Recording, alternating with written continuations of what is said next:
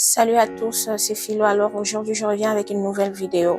Cette vidéo est en fait la suite de la précédente vidéo où nous avons parlé de comment recevoir Jésus-Christ dans sa vie comme étant son Seigneur et son Sauveur. Alors c'est en fait une suite logique et dans celle-ci, nous allons parler de la détermination. Alors recevoir Jésus-Christ dans sa vie ne s'arrête pas là. Oui, c'est vrai, nous avons dit dans la précédente vidéo que c'était un exercice simple. Oui, le Seigneur nous ouvre grandement ses bras. Il reçoit celui ou celle qui veut le connaître dans sa vie.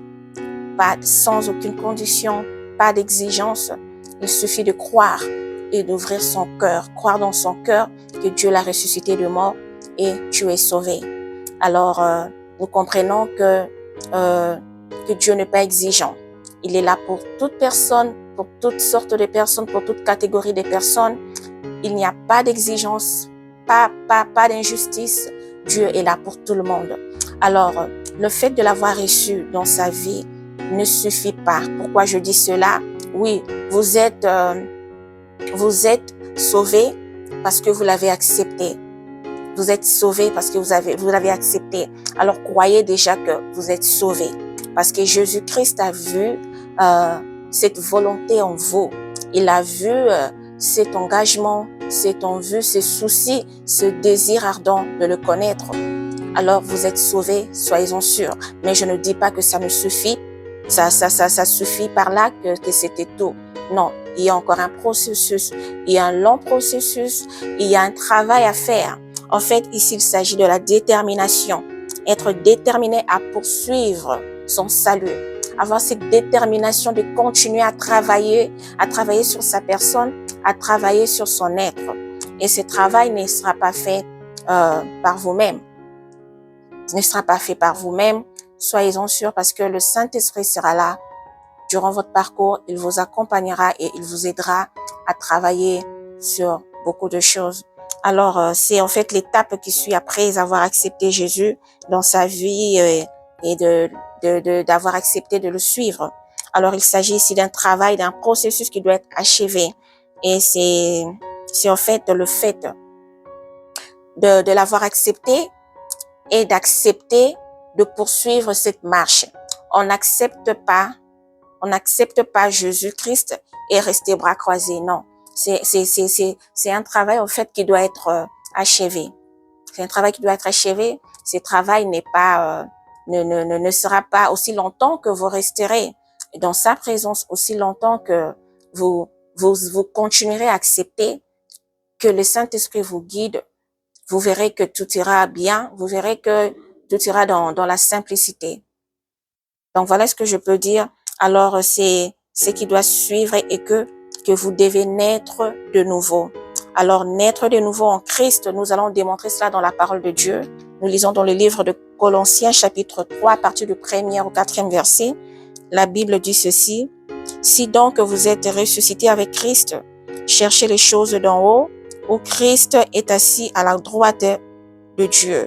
Attachez-vous aux choses d'en haut et non à celles qui sont sur la terre, car vous êtes morts et votre vie est cachée avec Christ en Dieu.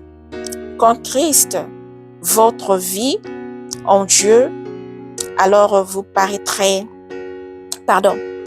quand Christ, votre vie paraîtra, alors vous paraîtrez aussi avec lui dans la gloire. » Alors nous comprenons ici que la parole de Dieu nous demande de continuer à chercher les choses d'en haut. C'est-à-dire, après avoir reçu Jésus-Christ, vous devez continuer à faire ces recherches.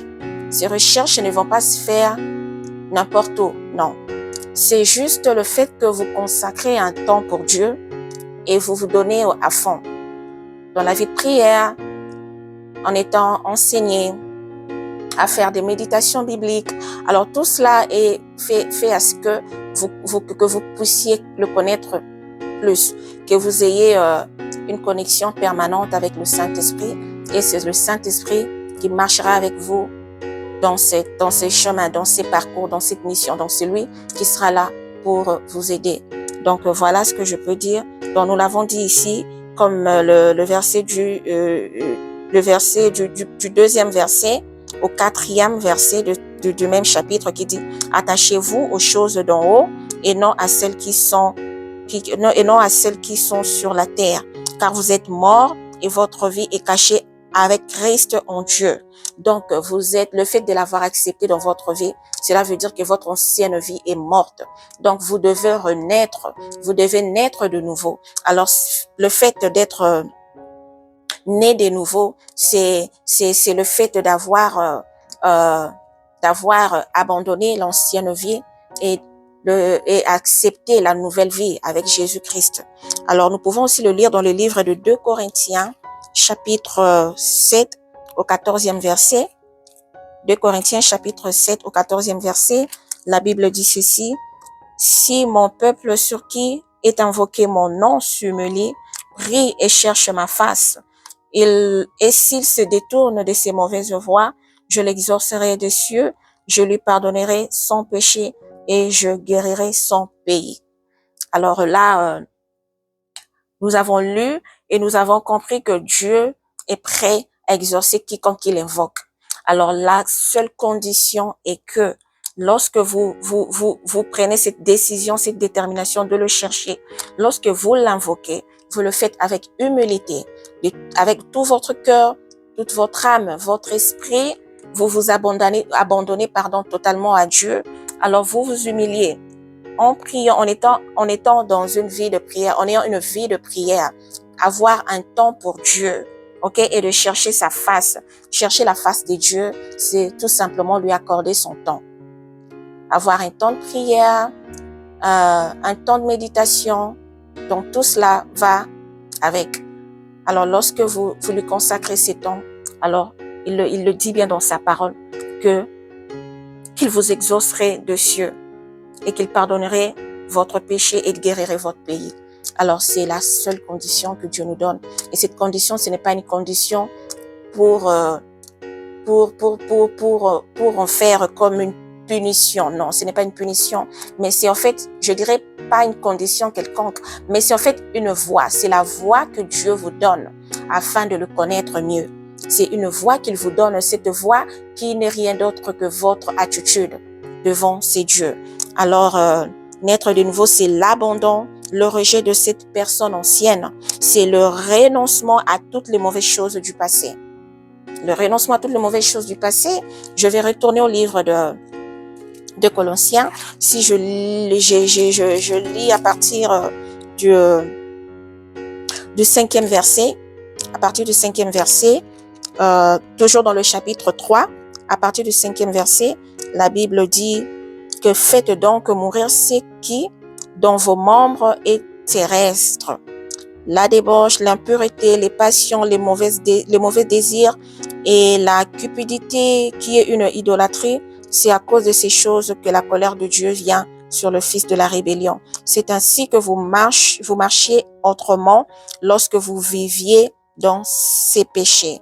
Mais maintenant, renoncez à toutes ces choses, à la colère, à l'animosité, à la méchanceté, à la calomnie, aux paroles équivoques qui pourraient sortir de votre bouche.